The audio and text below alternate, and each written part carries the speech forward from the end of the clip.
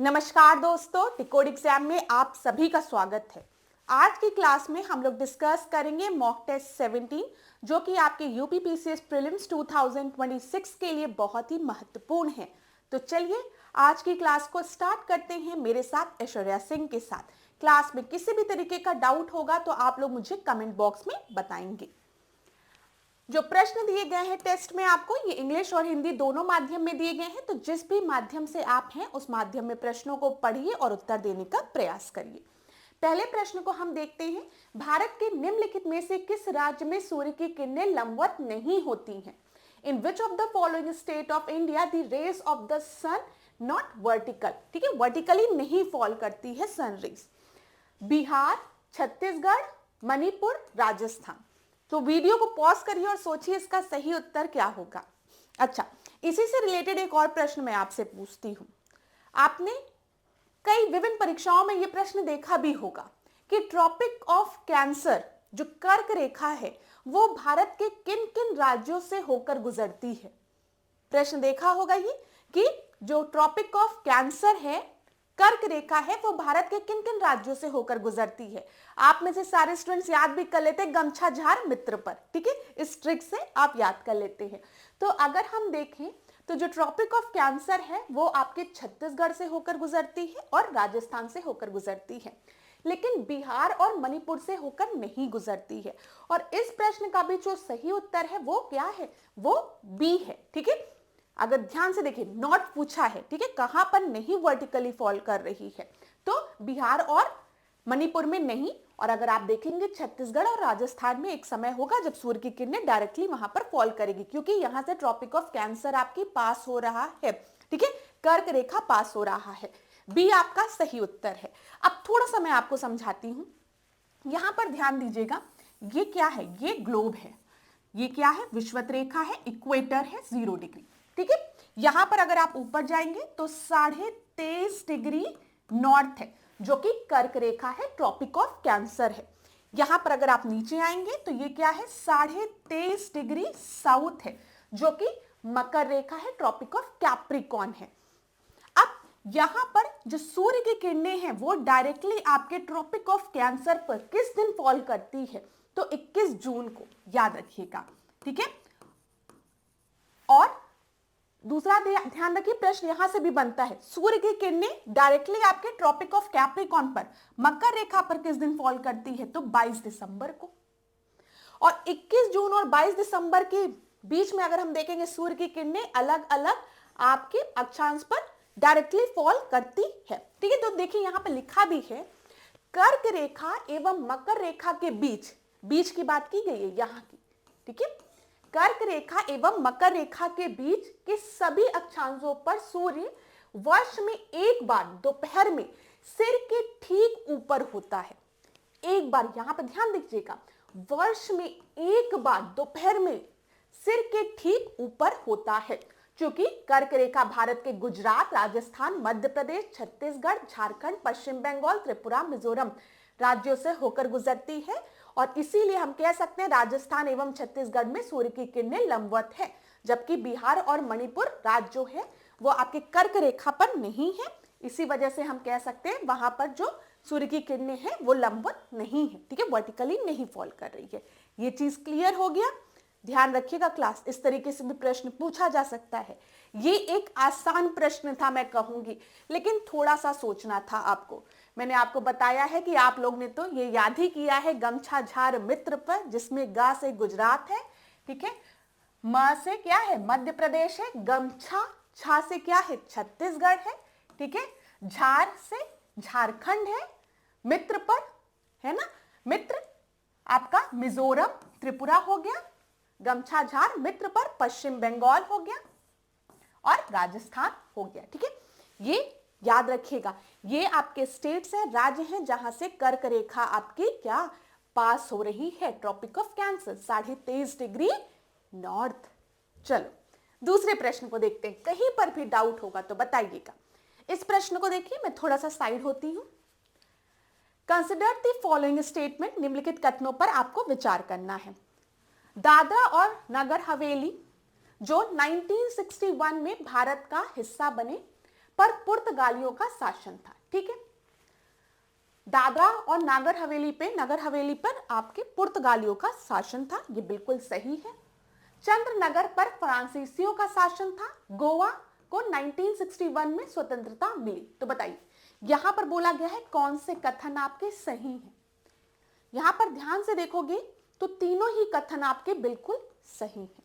ठीक है, अगर हम देखें दादरा और नगर हवेली पे पुर्तगालियों का ही शासन था। ठीक है, चंद्रनगर पर हम देखेंगे तो यहां पर आपके फ्रांसीसियों का शासन था और गोवा को स्वतंत्रता 1961 में मिली थी। फ्रेंच की अगर हम बात करें तो French India consisted of 5 settlement, 5 जगह इनका सेटलमेंट था। पुंडुचेरी, ठीक है, कराईकल, माहे, यनम और चंदन नगर, ये नोट कर लीजिए। यहां से भी हो सकता है इस तरीके से प्रश्न कभी आपसे पूछ लिया जाए। ये चीज क्लियर हो गई क्लास। अब आगे बढ़ते हैं, अगले प्रश्न को हम देखते हैं। इस प्रश्न को देखिए, विच of the following statement is true regarding the parliamentary system of government. यहां पर संसदीय व्यवस्था की बात की गई है, तो इंग्लिश हिंदी दोनों में पढ़ लीजिए। मैं थोड़ा सा साइड में हो जाती हूं, आपको दिख रहा होगा। हाँ, यहां पर देखिए, legislature is accountable to judiciary, legislature is accountable to executive, both the legislature and executive are independent, none of the above, more than one of the above. तो यहां पर आपका सही उत्तर क्या होगा, कौन सा स्टेटमेंट आपका सही है बताइए। आपको पता है जब भी हम पार्लियामेंट्री सिस्टम ऑफ गवर्नमेंट की बात करते हैं हम चेक एंड बैलेंस की बात करते हैं।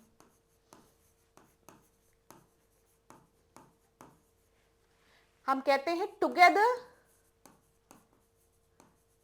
वी स्विम, टुगेदर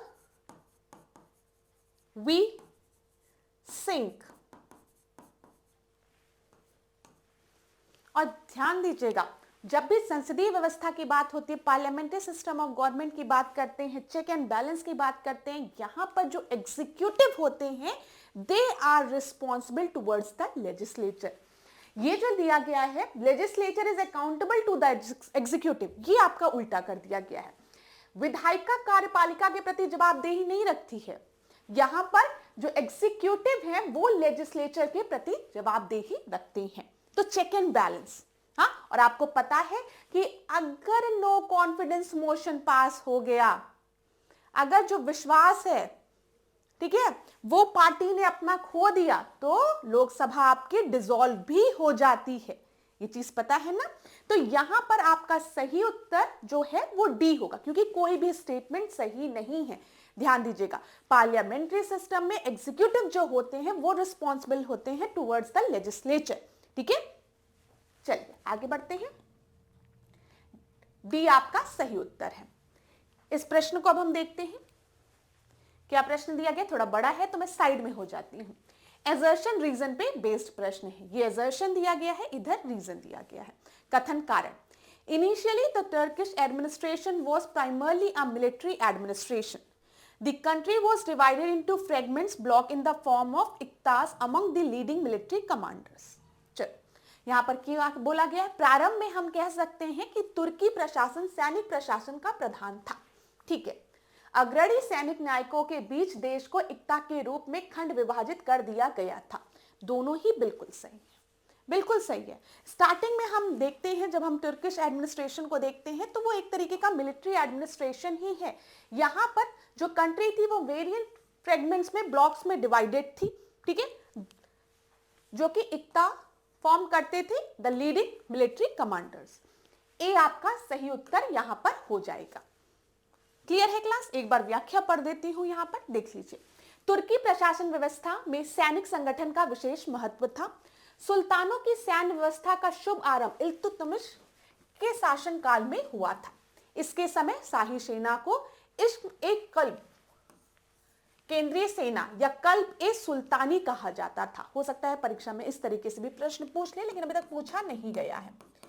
इल्तुतमिश ने गुलामों की भर्ती में नए सैनिकों के द्वारा अपनी सेना का गठन किया था। इल्तुतमिश ने अपनी सेना के सैनिकों को नगद रूप में वेतन प्रदान करने के स्थान पर इक्ता के रूप में भूमि के टुकड़े प्रदान किए थे। ये प्रश्न आपके परीक्षा में पूछा जा सकता है, ध्यान रखिएगा। किस शासक ने सेना के सैनिकों को नगद रूप में वेतन प्रदान करने के स्थान पर, पूछा जा सकता है ना, नगद रूप में वेतन प्रदान करने के स्थान पर इक्ता के रूप में भूमि के टुकड़े प्रदान करना शुरू किया था? तो इल्तुतमिश, लिख लीजिएगा इसको। बलबन ने सर्वप्रथम सैन्य विभाग दीवाने अर्ज, ये पूछा गया है, दीवाने अर्ज की स्थापना किसके द्वारा की गई थी? बलबन के द्वारा की गई थी। ये भी याद रखिए, जो इंपॉर्टेंट पॉइंट्स है उसको याद रखिएगा। किसने वेतन के बदले इक्ता भूमि देना शुरू किया सैनिकों को? तो वो इल्तुतमिश था। ठीक है, और बलबन ने सर्वप्रथम सैन्य विभाग, जिसे कि दीवाने अर्ज कहा जाता है, की स्थापना की थी। अलाउद्दीन का काल सैनिक सुधारों की दृष्टि में सबसे महत्वपूर्ण था। उसने एक स्थायी सेना का गठन किया तथा इक्ता प्रथा को समाप्त कर सैनिकों को नगद रूप में वेतन भुगतान किया। ठीक है, ये भी याद रखिएगा। अगर हम देखें तो यहां पर अलाउद्दीन के काल को देखें, अलाउद्दीन खिलजी के काल को, तो उसने सैनिक सुधारों की दृष्टि में सबसे महत्वपूर्ण योगदान दिया था। उसने एक परमानेंट आर्मी की व्यवस्था की थी, स्थायी। उसने स्थायी सेना का गठन किया था और इक्ता के बदले वो क्या देने लगा था? जो सैनिक है उनको वेतन देने लगा था। प्रश्न इस तरीके से भी पूछे जा सकते हैं, तो इन कुछ स्टेटमेंट्स पर ध्यान दीजिएगा। चलिए अब अगले प्रश्न को देखते हैं हम। अगला प्रश्न क्या है? अगला प्रश्न देखिए, the environment protection act was enacted इन 1986। सबसे पहला प्रश्न तो यही बन सकता है कि पर्यावरण संरक्षण अधिनियम किस साल में आया था? तो आप क्या बताएंगे? पर्यावरण संरक्षण अधिनियम 1986 में आया था। Which was last amended in, ठीक है, उसका संशोधन, उसमें अंतिम संशोधन कब किया गया? ये प्रश्न पूछा गया है। तो 1986 में जो ईपीए एक्ट आया है उसमें संशोधन कब हुआ? उसमें संशोधन आपका 1991 में हुआ, याद रखिएगा, 1991 में हुआ है। ठीक है, यहां पर अगर हम देखें 1992 दिया है, 2001 दिया है, 2011 दिया है, नन ऑफ द अबव आपका सही उत्तर होगा। यहां पर ध्यान दीजिएगा, इसमें संशोधन 1991 में हुआ है, जिसको कि लागू किया गया है 1992 में। ठीक है, तो आपका सही उत्तर डी हो जाएगा, यहां पर ध्यान दीजिएगा। अच्छा, एक और इंपॉर्टेंट चीज जहां से आपके परीक्षा में प्रश्न बने हैं, जब स्टेटमेंट देखो तो याद आ जाता है देख के कि ये भी प्रश्न बना था। परीक्षा में प्रश्न बना था कि अम्ब्रेला लेजिस्लेशन किसे कहा जाता है? अम्ब्रेला लेजिस्लेशन किसे कहा जाता है? ऑप्शन में दिया था wildlife protection act, WPA, EPA, environment protection act, water act, air act. तो याद रखिएगा, पर्यावरण संरक्षण अधिनियम 1986 को एक छाता विधान कहा जाता है। ठीक है, अम्ब्रेला लेजिस्लेशन कहा जाता है, जो पर्यावरण संरक्षण से संबंधित विधि निर्माण के लिए एक आधारभूत विधिक ढांचा प्रदान करता है। ये डायरेक्ट प्रश्न था कि अम्ब्रेला लेजिस्लेशन किसे कहा जाता है, तो याद रखिएगा ईपीए एक्ट 1986 को, जिसमें संशोधन 1991 में हुआ था। अगला प्रश्न देखते हैं। कहीं पर भी कोई भी दिक्कत होगी तो कमेंट बॉक्स में जरूर बताइएगा क्लास। कुछ टेस्ट में आपको क्वेश्चंस बहुत डिफिकल्ट लगते होंगे, कुछ में आसान लगते होंगे, तो मैं कोशिश करती हूं कि दोनों तरीके के, मीडियम, इजी और डिफिकल्ट, तीनों तरीके के प्रश्नों को रखा जाए। ठीक है, ताकि आपको थोड़ा हैबिट बने सॉल्व करने की। अब जो पेपर का पैटर्न है वो चेंज हो रहा है, अब जो प्रश्न है वो लेंदी है, डायरेक्ट नहीं है, तो थोड़ा सा पढ़ने की आदत डालिए। पढ़ने की आदत डालेंगे तो प्रीलिम्स और मेंस दोनों में बेनिफिट होगा। और बिल्कुल भी परेशान मत होइएगा अगर अभी प्रीलिम्स नहीं निकला 2025 वाला। ठीक है, चलो अब इस प्रश्न को देखो। भारत में निम्नलिखित में से किस राजवंश ने अपने सिक्के नहीं चलाए थे? बोला है किस राजवंश ने अपने सिक्कों को नहीं चलाया था? चालुक्य, चोल, राष्ट्रकूट या फिर पल्लव? तो यहां पर आपका सही उत्तर क्या है? किसने अपने सिक्के नहीं चलाए थे? जो पल्लव थे उन्होंने सिक्के नहीं चलाए थे। ठीक है, उनके सिक्कों का एविडेंस नहीं मिलता है। यहां पर देख लीजिए, चालुक्य, चोल, राष्ट्रकूट की जब हम बात करते हैं तो इन सभी राजवंश ने अपने अपने शासनकाल में स्वयं के सिक्के जारी किए थे, जिनमें तांबा, चांदी, सोने के सिक्के भी शामिल थे। पल्लव वंश के शासन काल में कोई स्वतंत्र सिक्का प्रणाली नहीं मिली है। उनके काल में व्यापारिक लेन देन में पूर्ववर्तिया या अन्य राजवंश के सिक्कों का उपयोग होता था। पल्लव के नाम से जारी कोई स्पष्ट मुद्रा उपलब्ध नहीं है। तो याद रखिएगा अगर ऐसा प्रश्न बने। देखिए एक अच्छा प्रश्न था, कंफ्यूज हो सकते हैं आप। चालुक्य, चोल, राष्ट्रकूट के राजवंश से हमें सिक्कों के एविडेंसेस मिले हैं, कॉइन के एविडेंसेस मिले हैं, लेकिन पल्लव राजवंश में हमें नहीं मिले हैं। अगला प्रश्न देखते हैं, power source of the cell. बहुत ही आसान प्रश्न है, कई बार पूछा गया है। बताइए, कोशिका का शक्ति स्रोत क्या है? कोशिका भित्ति, माइटोकॉन्ड्रिया, राइबोसोम या फिर न्यूक्लियस? तो आपका सही उत्तर क्या है? माइटोकॉन्ड्रिया। ठीक है, बी आपका सही उत्तर है। ये भी प्रश्न बना है, एक जगह नोट कर लीजिएगा। इस प्रश्न को हम देखते हैं, क्या दिया गया है यहां पर। डैश खमीरा पर्वत शिखर पर स्थित है। क्या खमीरा पर्वत शिखर पर स्थित है? अलीगढ़ का किला, रानी झांसी का किला, देवगढ़ फोर्ट या फिर रामनगर फोर्ट? तो बताइए यहां पर कौन सा फोर्ट आपका खमीरा पर्वत शिखर पर स्थित है? तो रानी झांसी का किला। ठीक है, बी सही उत्तर है। जहां पर भी एक्सप्लेनेशन की जरूरत होगी, एक्सप्लेन करने की जरूरत होगी, वहां पर एक्सप्लेन करेंगे। जो डायरेक्ट प्रश्न है उसको जल्दी जल्दी सॉल्व करके आगे बढ़ते हैं। इस प्रश्न को देखिए, by what other name is Gandhara style known among the following? निम्नलिखित में से गांधार शैली को किस नाम से जाना जाता है? Indo Persian, Indo Greek, Indo Chinese, Indo European? आसान प्रश्न है, इंडो ग्रीक। ठीक है, इंडो यूनानी कला बोला जाता है। देखो, कुषाण के समय में अगर हम देखते हैं, कुषाण के, तो गांधार स्टाइल और आपका मथुरा स्टाइल आया। ठीक है, मैंने आपको बताया था ये चीज इसके पहले वाली क्लास में, जब हम इंडो ग्रीक आर्ट को देखते हैं। ठीक है, जब हम गांधार स्टाइल की बात करते हैं तो इसमें जो आपके बुद्ध की जो प्रतिमाएं बनी हैं उसमें आपके जो ग्रीक गॉड हैं उनका थोड़ा सा दिखता है। क्या इन्फ्लुएंस दिखता है? कैसा इन्फ्लुएंस दिखता है? जैसे आप ग्रीक गॉड को देखो तो उनके जो हेयर्स है वो कर्ली कर्ली होते हैं। ठीक है, घुंघराले बाल होते हैं। समझ में आ रहा है? फिर आप देखोगे कि जो उनके कपड़े होते हैं उसमें सिलवटे, ऐसे बहुत सुंदर सुंदर से सिलवटे होती हैं। वैसे ही बुद्ध के भी कपड़ों में सिलवटे दिखाई गई है। ग्रे स्टोन्स का यूज किया गया है। ठीक है, मथुरा में जब देखोगे तो बुद्ध की जो प्रतिमाएं बनी हैं वो आपके कैसे हैं? वो मस्कुलर हैं, थोड़ा अभय मुद्रा में है, थोड़ा स्ट्रॉन्ग पर्सनालिटी है दिखाई गई है उनकी। तो अगर आप चित्र को भी देखोगे, पिक्चर्स को भी देखोगे तो वहां से क्लियर हो जाएगा। तो यहां पर याद रखिएगा, इंडो ग्रीक आर्ट कहा जाता है गांधार शैली को। आगे बढ़ते हैं। इस प्रश्न को देखो कि match the following monuments with their respective rulers and select the correct answer. यहां पर आपका सही उत्तर क्या हो जाएगा? दोहरा गुंबद, अष्टभुजीय मकबरा, सत्य मेहराबीय मकबरा और गोल गुंबद की बात की गई है। दोहरा गुंबद की अगर हम बात करेंगे तो वो हमें देखने को मिलता है शेरशाह सूरी के मकबरे पे। ठीक है, तो यहां पर अगर आप देखिए तो मतलब यहां पर आपका ए का फर्स्ट हो, सॉरी यहां पर ध्यान दीजिएगा क्लास, एक मिनट रुकिए। हाँ, ध्यान दीजिए, दोहरा गुंबद मतलब गुंबद जो है वो दोहरा गुंबद है। ठीक है, दोहरा गुंबद है, दो गुंबद ऐसे ऐसे बने हुए हैं।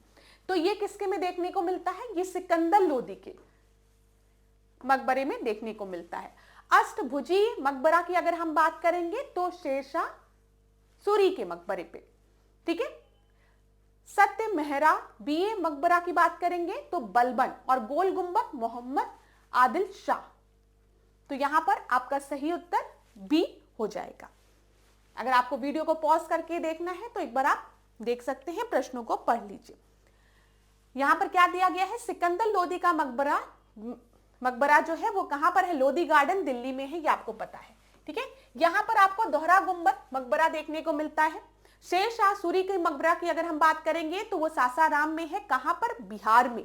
ठीक है, याद रखिएगा, ये भी चीज याद रख लीजिए, कभी कभी परीक्षा में पूछ लेता है। और शेरशाह सूरी का जो मकबरा है वो अष्टभुजीय आकार में है।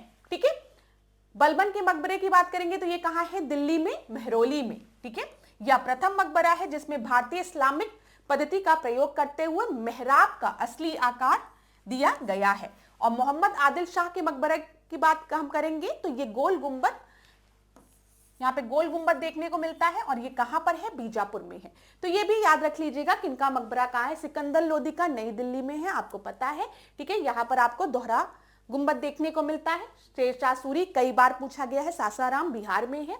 ठीक है, अष्टभुजी आकार में मकबरा देखने को मिलता है। बलबन की बात करेंगे, बलबन का मकबरा जो है मेहरौली दिल्ली में है। और फिर जब हम बात करेंगे मोहम्मद आदिल शाह की, तो इनका जो मकबरा है वो बीजापुर में है और गोल गुंबद मकबरा देखने को मिलता है। चलो इस प्रश्न को देखो, साइंस का प्रश्न है, मैच करना है आपको, सुमेलित करना है। Lactometer, ammeter, hygrometer, voltmeter.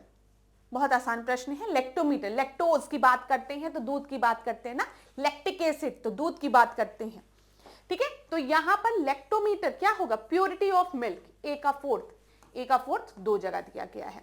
Ammeter की बात करेंगे तो इलेक्ट्रिक करंट, एम्पियर में इलेक्ट्रिक करंट को मेजर करते हैं ना, तो बी का फर्स्ट, ठीक है। हाइग्रोमीटर की बात करेंगे तो ऑफकोर्स सी बात है, humidity, relative humidity, voltmeter, potential. तो यहां पर आपका सही उत्तर क्या हो जाएगा, ए। आसान प्रश्न है ये, तो इसमें कुछ एक्सप्लेन करने की जरूरत नहीं होगी, तो ए आपका सही उत्तर है। अगला प्रश्न देखें। Before the commencement of the first 5-year plan which of the following plan were launched in India. तो बताइए, फर्स्ट 5-year प्लान के पहले भारत में कौन कौन से प्लान आपके लॉन्च हो चुके थे। यहां से भी परीक्षा में प्रश्न बना है। बंबई योजना, जन योजना, सर्वोदय योजना, गांधीवादी योजना।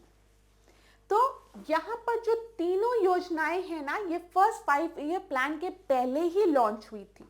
उत्तर आपका डी है। अब एक्सप्लेन इसको मैं करने जा रही हूं, तो ध्यान से सुनिएगा क्लास, नोट डाउन कर लीजिए, प्रश्न पूछा जाता है। जब हम बात करते हैं बॉम्बे योजना की, यहां ध्यान दीजिएगा, जब हम बॉम्बे योजना की बात करते हैं तो ये आपका कब आया है, 1944 में आया है। बॉम्बे के कुछ इंडस्ट्रियलिस्ट थे जिनके द्वारा ये बॉम्बे योजना आई थी, ठीक है। प्यूपिल्स प्लान की जब हम बात करते हैं, ठीक है, तब ये किसके द्वारा दिया गया था, ये एम.एन. रॉय द्वारा दिया गया था, ये याद रखिएगा, 1945 में। ध्यान दीजिए, 1945, 1944। सर्वोदय योजना की जब हम बात करेंगे तो ये महात्मा गांधी के विचारों पर आधारित था और इसे प्रस्तुत किया था विनोबा भावे ने। गांधीवादी योजना की जब हम बात करेंगे तो एम.एन. अग्रवाल का नाम आपको याद रखना है और 1944 में ये प्रस्तुत किया गया था एम.एन. अग्रवाल द्वारा। यहां पर ध्यान दीजिएगा, ये सारे जो आपके प्लान्स हैं ये बिफोर आपके 1951 के हैं और प्रश्न में यही पूछा गया था। यहां से आपकी परीक्षा में प्रश्न बना है कि बॉम्बे प्लान किसके द्वारा दिया गया था, पीपल्स प्लान किसके द्वारा दिया गया था, पीपल प्लान, यहां पे सर्वोदय प्लान और गांधीवादी योजना, ठीक है। तो नोट कर लीजिए, इसको स्क्रीनशॉट ले लीजिए, जहां पर भी पढ़ रहे हैं, नोट कर रहे हैं, नोट कर लीजिए, इंपॉर्टेंट है। आगे बढ़ते हैं। वायु क्या है, वायु एक मिक्सचर है, air is a mixture of different gases, ये तो आप लोग बचपन से पढ़ते आ रहे हैं। सबसे आसान प्रश्न, नाइट्रोजन, ऑक्सीजन, ठीक है, कार्बन डाइऑक्साइड, चलो, एंड अदर गैसेस, इसको पढ़ो, वो तो आसान प्रश्न था। Total fertility rate in an economy is defined as, किसी अर्थव्यवस्था में कुल प्रजनन दर को किस रूप में परिभाषित किया जाता है। एक वर्ष में जनसंख्या में प्रति 1000 व्यक्तियों पर जन्म देने वाले बच्चे की संख्या, किसी दी गई जनसंख्या में एक दंपति के जीवन काल में उनसे जन्मे बच्चों की संख्या, टोटल फर्टिलिटी रेट होती है, कि जन्म दर में से घटा मृत्यु दर, या फिर आखिरी एक महिला की गर्भधारण आयु, चाइल्ड बेयरिंग एज के अंत तक उनसे जन्मे जीवित बच्चों की औसत संख्या। यहां पे टोटल फर्टिलिटी रेट की बात की गई है। तो बेस्ट तरीके से टोटल फर्टिलिटी रेट कहां पर डिफाइन किया गया बताइए, एबीसीडी में। वीडियो को पॉज कर लीजिए क्लास में। एक बात आपसे हमेशा कहती हूं कि मैं तो क्वेश्चन का आंसर अपने अनुसार देती हूं, लेकिन अगर आपको कभी भी ऐसा लगता है कि मैम प्रश्न का उत्तर बहुत ही शीघ्र दे रही हैं, बहुत ही जल्दी दे रही हैं, तो आप वीडियो को पॉज कर लिया करिए। अब यहां पर आपने ए बी सी डी सारे ऑप्शंस को पढ़ लिया होगा। इसमें जो मोस्ट एक्यूरेट ऑप्शन है वो ये है, the average number of live children born to a woman by the end of her child bearing age. तो डी आपका सही उत्तर है। यहां पर किसी अर्थव्यवस्था में कुल प्रजनन दर को एक महिला की गर्भ अवस्था आयु, चाइल्ड बेयरिंग एज के अंत तक उनसे जन्मे जीवित बच्चों की औसत संख्या के रूप में परिभाषित किया जाता है। आगे बढ़े, 15 क्वेश्चन को देखिए। ISFR 2023 में ISFR 2021 की तुलना में देश में वन और वृक्ष आवरण में कितनी वृद्धि हुई थी? ठीक है, कितनी वृद्धि हुई है ये पूछा गया है। कितना आपका फॉरेस्ट एंड ट्री कवर जो है वो इंक्रीज हुआ है भारत में, अगर हम रिपोर्ट ISFR 2023 को कंपेयर करें 2021 से, तो यहां पर जो आपकी वृद्धि हुई है वो 1445 स्क्वायर किलोमीटर। ए आपका सही उत्तर है। यहां पर देख लीजिए, एक बार देख लेते हैं, एक्सप्लेनेशन नोट कर लीजिए। अगर ISFR 2023 में ISFR 2021 की तुलना में देश में वन और वृक्ष आवरण में 1445 वर्ग किलोमीटर की वृद्धि हुई है, जिसमें वन आवरण में अगर हम देखेंगे 156 स्क्वायर किलोमीटर और वृक्षावरण में 1289 की वृद्धि शामिल है। नोट कर लीजिए, कभी कभी प्रश्न पूछ लिया जाता है और गलत भी हो जाता है, क्योंकि कहाँ सबको याद आता है। जो रिपोर्ट सबसे रिसेंट होती है वो आप पढ़ के जाते हो, या पास्ट ईयर में कोई रिपीट हो जाती है तो आप उसको सही कर लेते हो, लेकिन नोट कर लेना, पूछा जाता है ISFR से प्रश्न। ठीक है, अब इस प्रश्न को देखो, क्या दिया गया है यहाँ पर। विच of the following is correctly matched? Cement producer, clothing and apparel exporter, pharmaceutical industry में भारत का विश्व में स्थान पूछा गया है। अब ऐसे प्रश्न का जो महत्व है वो आपके मेंस में भी दिखता है। अगर आपसे मेंस में प्रश्न पूछे तो आप ये सब जानकारी दे सकते हो। तो ध्यान देना, सीमेंट उत्पादक में भारत का दूसरा स्थान है, कपड़ा एवं परिधान निर्यातक में छठवां स्थान है, दवा उद्योग में तीसरा सबसे बड़ी अर्थव्यवस्था है। ठीक है, तो ए आपका सही उत्तर है। यहाँ पर सीमेंट में अगर हम देखेंगे विश्व में भारत का दूसरा स्थान है, कपड़े में निर्यातक के रूप में छठवां स्थान है और दवा उद्योग में तीसरा स्थान है। अब जब आप 2026 के समय में पेपर दोगे तो हो सकता है ये चीज अपडेट भी हो जाए, तो इस सब चीजों पर भी ध्यान देना। थोड़ा रैंकिंग वाली चीज जो होती है वो अपडेट होती रहती है। यहां पर प्रश्न देखते हैं, क्या दिया गया है। केंद्रीय बजट 2025 से 26 में ज्ञान भारतम मिशन की घोषणा की गई, इसका मुख्य उद्देश्य क्या था? बताइए, ज्ञान भारतम मिशन का मुख्य उद्देश्य क्या था, जिसकी की घोषणा 2025 से 26 के उसमें की गई है? चलिए देखते हैं। प्राचीन मंदिरों का पुनरुद्धार की बात की गई है? नहीं। ज्ञान भारतम मिशन, नए विश्वविद्यालय की स्थापना की बात की गई है? नहीं। भारत में डिजिटल शिक्षा को बढ़ावा देने की बात की गई है? नहीं। 1 करोड़ पांडुलिपियों का संरक्षण एवं दस्तावेजीकरण की बात की गई है? Conservation and documentation of 1 crore manuscripts, तो ये सही है। ठीक है, मैन्युस्क्रिप्ट, ठीक है, ये याद रखिएगा। ठीक है, 1 करोड़ पांडुलिपियों का संरक्षण एवं दस्तावेजीकरण की बात की गई है। अगला प्रश्न देखें, 18वां, equator line passes through which one of the following group of country? थोड़ा मैं साइड हो जाऊं। इक्वेटर जो है वो किन किन कंट्रियों से होकर गुजरता है, तो ये पूछा गया है। तो बताइए यहां पर Brazil, Zambia, Malaysia, Brazil, Zambia और मलेशिया दिया गया है। ठीक है, Colombia, Kenya, Indonesia, Brazil, Sudan, Malaysia, Venezuela, Ethiopia और इंडोनेशिया।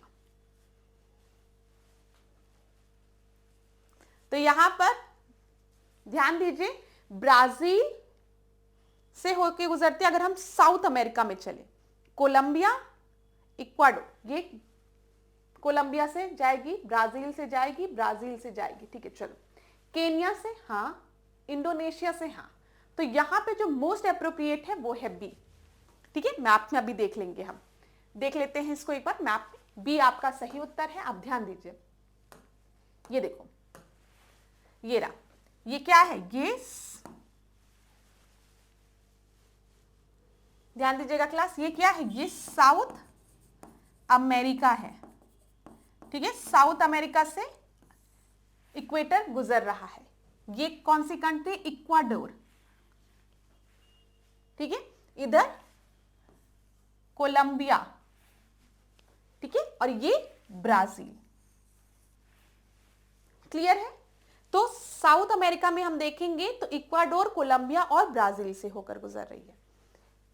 इधर आप देखो, तो ये गैबॉन हो गया, ये रिपब्लिक ऑफ कॉन्गो हो गया, इधर DRC democratic Republic of Congo, ये केनिया है, ये युगांडा है, ये सोमालिया है। दिख रहा है? आप लोग एटलस में देख लीजिएगा, ज्यादा अच्छे से आपको दिखेगा। फिर यहां पर आओ तो ये इंडोनेशिया है, इधर ये देखो ये इंडोनेशिया है। क्लियर है? अब इसी को अगर आपको नोट करना है तो आप इधर नोट कर सकते हैं। इक्वाडोर, कोलंबिया, ब्राजील, ठीक है। अफ्रीका के किन किन कंट्री से होकर गुजर रही है देख लो। एशिया में मालदीव, इंडोनेशिया, किरिबती। यहां पर अगर आप देखोगे तो ये इस तरीके से किरिबती जो है वो आपकी स्प्रेड है, ठीक है।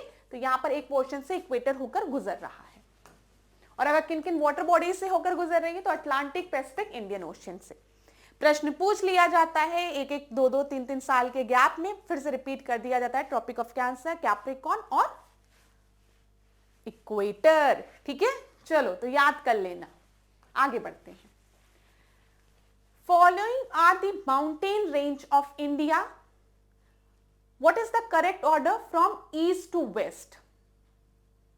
ठीक है। केटू, कामेट, नंदा देवी, गारो पहाड़ियां। तो आपको बताना है कौन सा आपका सही है फ्रॉम ईस्ट टू वेस्ट। ध्यान दीजिएगा क्लास, ईस्ट टू वेस्ट आपको अरेंज करना है। गारो खासी जयंतिया जो है, बताइए गारो खासी जयंतिया जो है वो कहां है? मेघालय में है ना, नॉर्थ ईस्टर्न स्टेट हो गया तो ईस्ट में है। तो अगर आप यहां से इतना भी आप पकड़ लोगे तो आप डी को तुरंत टिक लगा दोगे। डी आपका सही उत्तर है, ठीक है। यहां पर देखिए गारो पहाड़ियां, फिर नंदा देवी, फिर कामेत, फिर केटू। अब इसको हम यहां पर देख लेते हैं। गारो खासी जयंतिया, ये देखो ये मेघालय, ठीक है। क्लियर है? तो ईस्टर्न हो गई। फिर आप देखो यहां पे मकालू है, ठीक है। ये अन्नपूर्णा, धौलागिरी, नंदा देवी, कामेत दिख रहा है, और ये केटू। देख लो एक बार, परीक्षा में प्रश्न बनता है। ईस्ट टू वेस्ट बोला था, तो ये आपको अगर पता हो तो गारो खासी जयंतिया कहां पर है? मेघालय में है। नदर्न स्टेट हो गया तो ईस्टर्न में सबसे यही हो गया। फिर मकालू है, ठीक है।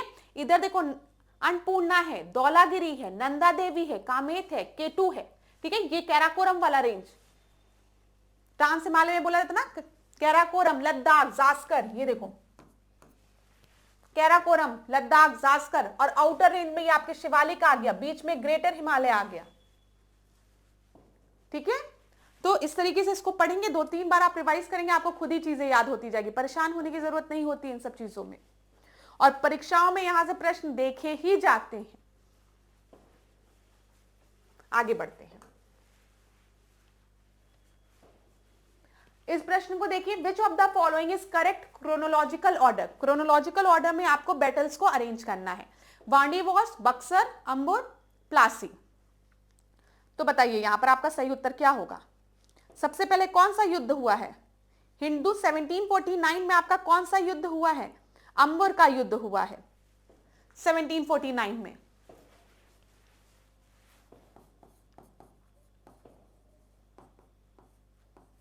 ठीक है। प्लासी का युद्ध 1757, बक्सर का युद्ध 1764, वांडी वॉश का युद्ध 1760। तो देखो अंबर का युद्ध कहां पे सबसे पहले दिया है? ये दिया है। फिर प्लासी का 1757, फिर वांडी वॉश का, फिर बक्सर का युद्ध। सही उत्तर क्या हो जाएगा? बी हो जाएगा।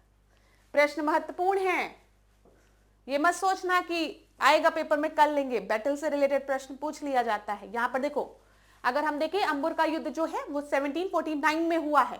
फ्रांसीसी मुजफ्फर जंग चंदा साहिब की संयुक्त सेना ने कर्नाटक के नवाब अनवरुद्दीन को हराया था, ये भी याद रखना। प्लासी का युद्ध 1757, अंग्रेजों ने सिराजुद्दौला को हराया था। वांडी वॉश में क्या हुआ? अंग्रेजों ने फ्रांसीसियों को मार के भगा दिया, ठीक है, पराजित कर दिया। बक्सर का युद्ध जो है वो अंग्रेजों ने मीर कासिम, शाह आलम द्वितीय और सुजाउद्दौला जो कि अवध के नवाब थे, इन तीनों की संयुक्त सेना ने भी अंग्रेजों को नहीं हरा पाया था, ठीक है, 1764। इसीलिए इसे निर्णायक युद्ध कहते हैं, क्योंकि तीनों लोग एक साथ हार गए। अवध के नवाब भी, ठीक है, मुगल जो आपके सम्राट थे शाह आलम द्वितीय, और यहां पर मीर कासिम भी हार गया था। और इसके बाद आपको पता है 1765 में ट्रीटी ऑफ इलाहाबाद साइन हुआ था। चलो अगला प्रश्न देखें, 21वां प्रश्न क्या दिया गया है यहां पर, विच one of the following pair is correctly matched, कौन सा करेक्टली मैच्ड है। डायआर्की इन द प्रोविंस, राज्यों में द्वैत शासन, ध्यान दीजिएगा प्रोविंस में डायआर्की जो है वो लगाई गई है 1919 एक्ट के तहत, क्लियर है। डायआर्की एट सेंटर जो है वो गवर्नमेंट ऑफ इंडिया एक्ट 1935 के तहत लगाई गई। प्रश्न पूछा जाता है ना कि डायआर्की द्वैत शासन प्रांतों में किस एक्ट के तहत लगाया गया था, तो 1919 एक्ट के तहत, मॉन्टेग्यू चेम्सफोर्ड रिफॉर्म के तहत, ठीक है। और 1935 एक्ट के तहत जो ये डायआर्की थी वो प्रोविंस से हटाकर सेंटर पे लगा दी गई थी। तो ये आपका गलत हो गया, मतलब ये गलत है, करेक्टली आपको बताना है। Government of India act 1990 provincial autonomy, ये भी गलत है। अभी मैंने थोड़ी देर पहले आपको बताया 1919 में तो डायआर्की को प्रोविंस पे लगाया गया था, तो प्रोविंशियल ऑटोनॉमी की तो बात ही नहीं की जाती, डायआर्की प्रोविंस में लगाई गई थी। द्वैत शासन, Indian council act 1909 responsible government, ये भी गलत है। 1909 वाला जो है ना उसमें आपको याद रखना है, सबसे इंपॉर्टेंट चीज तो यही होती है कि मुस्लिम्स के लिए सेपरेट इलेक्टोरेट की बात कर दी गई थी, मुस्लिम्स के लिए पृथक निर्वाचन की बात कर दी गई थी, ये याद रखिएगा। रिस्पॉन्सिबल गवर्नमेंट की बात यहां पर नहीं की जाती है। Indian council act 1892 principle of election, ये आपका सही है, ठीक है। निर्वाचन का सिद्धांत की बात 1892 में की गई है, ए आपका सही है। देखिए 1892 के एक्ट की बात करें तो इसे लागू किया गया 1893 में। इस एक्ट का सबसे महत्वपूर्ण प्रावधान जो था वो निर्वाचन पद्धति की शुरुआत थी, ठीक है। हालांकि इसमें निर्वाचन शब्द का प्रयोग नहीं किया गया था, निर्वाचन की पद्धति जो थी वो अप्रत्यक्ष थी, इनडायरेक्ट थी, ये याद रखिएगा। इस अधिनियम में विधान परिषद के सदस्यों को बजट पर बहस करने का तथा सरकार से प्रश्न पूछने का भी अधिकार दिया गया। यह भी याद रखिएगा कि किस अधिनियम के तहत विधान परिषद के सदस्यों को बजट पर बहस करने का और प्रश्न पूछने का अधिकार दिया गया, तो 1892 के तहत। लेकिन एक इंपॉर्टेंट पॉइंट जो आपको यहां पर याद रखना है वो ये है कि पूरक प्रश्न, सप्लीमेंट्री क्वेश्चन पूछने का अधिकार अभी भी नहीं दिया गया था। केंद्रीय विधान परिषद के संदर्भ में न्यूनतम 10 और अधिकतम 16 सदस्य निर्धारित किए गए थे। तो ये सारे पॉइंट्स इंपॉर्टेंट है, नोट करना है तो नोट कर लीजिए, प्रश्न आपके बनते हैं यहां से। 22वां प्रश्न हम देखते हैं, क्या दिया गया है यहां पर, निम्नलिखित युग्मों पर विचार कीजिए। चलिए विचार कीजिए आप लोग यहां पर कि क्या क्या दिया गया है। हट जाऊं मैं थोड़ा सा, दारुल अदल न्याय का स्थान, फिर उसके बाद आपको दिया गया है बलहार निम्न श्रेणी के कृषि मजदूर, मलिकुत तज्जार व्यापारियों का प्रधान। तो यहां पर आपसे पूछा गया है कि कौन सा आपका करेक्ट है, तो बताइए कौन सा करेक्ट है। यहां पे दारुल अदल की जब हम बात करेंगे तो न्याय के स्थान को कहा जाता है, एकदम सही है। बलहार निम्न श्रेणी के कृषि मजदूरों को कहा जाता है, यह भी सही है। मलिकुत तुज्जार व्यापारियों का प्रधान होता है, यह भी सही है। तीनों ही बिल्कुल सही हैं, सी आपका सही उत्तर है। यहां पे देख लीजिए, सी आपका सही उत्तर है, तीनों ही सही सुमेलित हैं। आगे देखिए 23वें प्रश्न को देखते हैं। कच्छ आरक्षित जैव मंडल भारतीय जंगली गधे के लिए जाना जाता है। जो कच्छ बायोस्फीयर रिजर्व है वो इंडियन वाइल्ड एश के लिए जाना जाता है, ये सही है, ठीक है। नीलगिरी बायोस्फीयर रिजर्व जो है वो रेड पांडा के लिए फेमस है, ये गलत है। रेड पांडा की जब हम बात करते हैं, रेड पांडा हमें नॉर्थ ईस्टर्न स्टेट्स में देखने को मिलते हैं, तो नीलगिरी नहीं है वहां पर, ठीक है, ये याद रखिएगा। नीलगिरी की अगर हम बात करेंगे तो यहां पर लॉयन टेल्ड मकाऊ देखने को मिलते, बंदर की प्रजाति जिसका पूंछ शेर की तरह, लॉयन टेल्ड मकाऊ फेमस है, ठीक है। तो ये आपका गलत है, कथन एक गलत है, सही है सॉरी, और कथन दो गलत है, ये सही होगा, ठीक है। कथन एक सही है लेकिन कथन दो जो है वो आपका गलत है, ध्यान में रखिएगा, सी आपका सही उत्तर है, ठीक है। कच्छ आरक्षित जैव मंडल जो है वो भारतीय जंगली गधों के लिए फेमस है, ये याद रखिएगा। रेड पांडा जो है वो हमें ईस्टर्न हिमालयन रीजन में देखने को मिलता है, मेनली सिक्किम, अरुणाचल प्रदेश, दार्जिलिंग वाले। और नीलगिरी बायोस्फीयर रिजर्व की बात करेंगे तो वेस्टर्न घाट में आपको पता है ये तमिलनाडु, केरल, कर्नाटक वाला रीजन आ गया। और यहाँ ये जो फेमस है ये लॉयन टेल मकाओ के लिए फेमस है, नीलगिरी तार के लिए फेमस है, ना कि रेड पांडा के लिए। रेड पांडा आपको ईस्टर्न हिमालयन रेंज में मिलता है, देखने को मिलता है। ठीक है, चलो आगे बढ़ते हैं। ये भी प्रश्न अच्छा था, परीक्षा में पूछा जाता है। 24वां प्रश्न को देखते हैं, क्या बोला गया है यहां पर।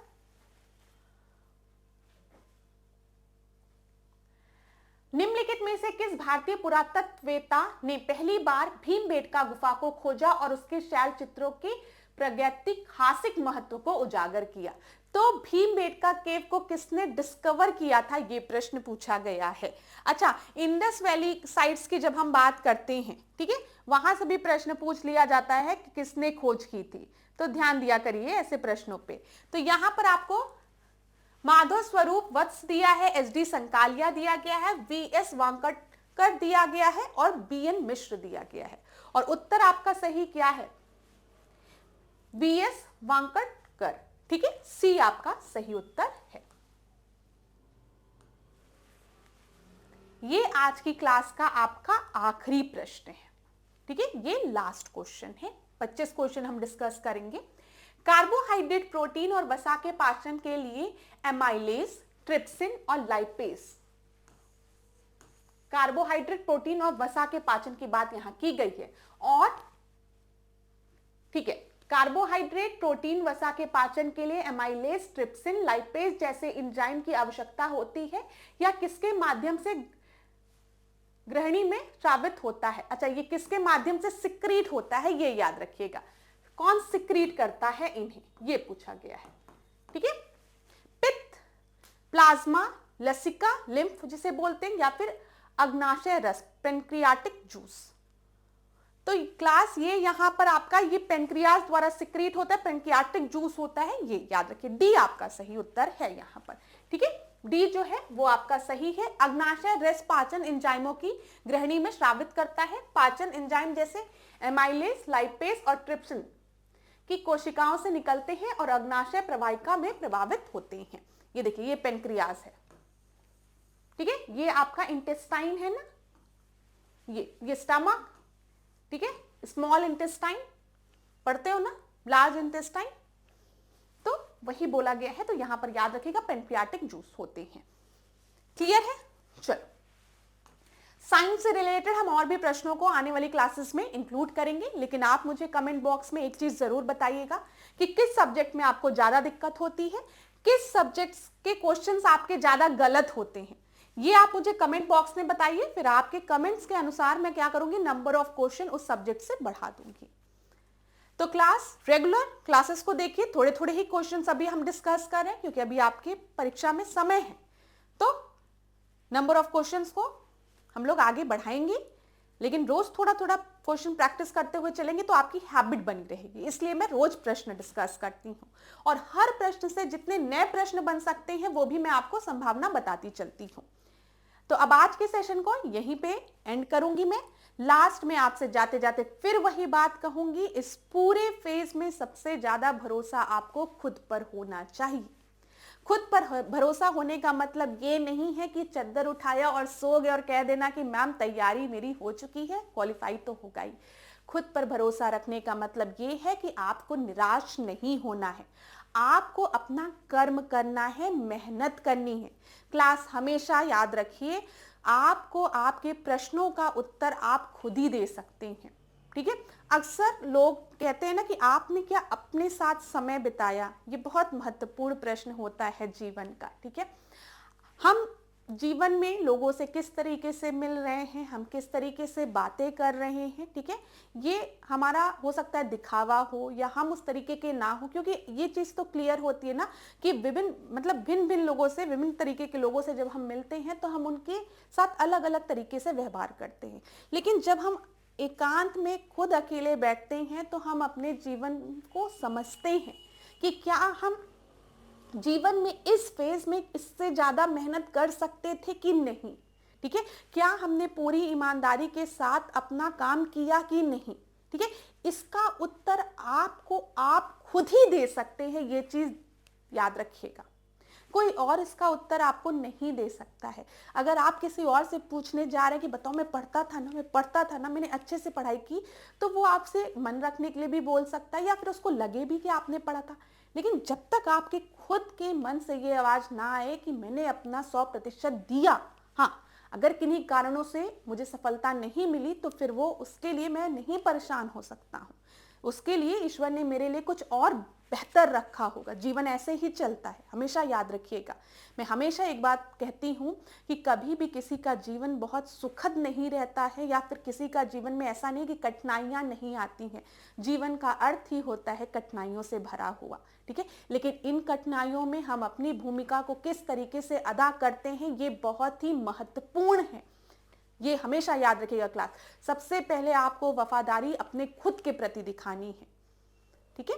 तो अपने प्रति वफादार रहिए, अपना कर्म करिए, जितना आप पढ़ सकते हैं पुट योर 100%। खुद पर भरोसा रखिए, अपने ईश्वर पर भरोसा रखिए। आप जिस भी गुरु को, ईश्वर को मानते हैं, ठीक है, उन पर भरोसा रखिए। आपके जीवन में जो भी होगा वो बहुत ही अच्छा होगा। इसको हमेशा अपने आप से कहा करिए। और अपने माता पिता के आशीर्वाद पर, आपके शुभ चिंतकों के आशीर्वाद पर। जीवन में हमेशा कुछ ऐसे लोग होते हैं जो हमारे लिए प्रेरणा का स्रोत होते हैं, जिनके जो हमें लगता है कि वो हमारे जीवन में हमेशा हमें आगे देखना चाहते हैं। आप उनके बारे में सोचिए, ठीक है, और पढ़ते रहिए और निराश मत होइए। देखिए, अपने माता पिता के बारे में सोचना, ठीक है, ये आपको कमजोर नहीं बनाना चाहिए। इसका मतलब समझिएगा। आजकल जो स्टूडेंट्स हैं, विद्यार्थी हैं, वो कहते हैं कि हमने बहुत ज्यादा टेंशन ले ली कि हम क्या जवाब देंगे अपने माता पिता को अगर हमारा सिलेक्शन नहीं हुआ तो। नहीं, इसको इस तरीके से नहीं सोचना है। बस जब भी आप अपने माता पिता के बारे में सोचिए, हमेशा आपको ये लगना चाहिए कि उनका आशीर्वाद आपके साथ है। जीवन में हमें सफलता जरूर मिलेगी। हम अपना कर्म करेंगे, निष्काम कर्म करेंगे, ईश्वर हमें सफलता जरूर देगा। किसी भी तरीके से, किसी भी माध्यम से हमें सफल बनाएगा। लेकिन सबसे पहले खुद पर भरोसा रखिए और अपने स्वास्थ्य का ध्यान दीजिए। मुस्कुराते रहिए। मुस्कुराते रहने से इसका मतलब ये नहीं होता है कि आप मूर्ख हैं, ठीक है। आपको हर परिस्थिति में कृष्ण की तरह मुस्कुराते रहना है। तो जीवन में हमेशा आगे बढ़िए, सकारात्मक ऊर्जा से अपने जीवन को भरिए और खुश रहिए। क्लास, सब अच्छा होगा। जब भी परेशानी लगे, आंख बंद करके खुद अकेले बैठिए, अपने प्रभु से बात करिए, ईश्वर से बात करिए। आपको सारे प्रश्नों का उत्तर समय के साथ मिलेगा। तो धन्यवाद। और अगर सब्जेक्ट में कोई भी दिक्कत हो तो मुझे जरूर बताइएगा। पूरी डिकोड एग्जाम की टीम आपके साथ है। कहीं पर भी दिक्कत होती है तो बताइएगा, हम लोग प्रयास करेंगे कि आपको मदद दी जा सके, ठीक है। और किसी भी टॉपिक में दिक्कत होती है तो आप डायरेक्ट मुझे बता सकते हैं। नेक्स्ट क्लास में मैं उसी टॉपिक से रिलेटेड प्रश्न आपसे डिस्कस कर लूंगी। Thank you so much class. खूब पढ़िए, खूब आगे बढ़िए। आप सभी मुस्कुराते रहिए, स्वस्थ रहिए और मस्त रहिए। Thank you.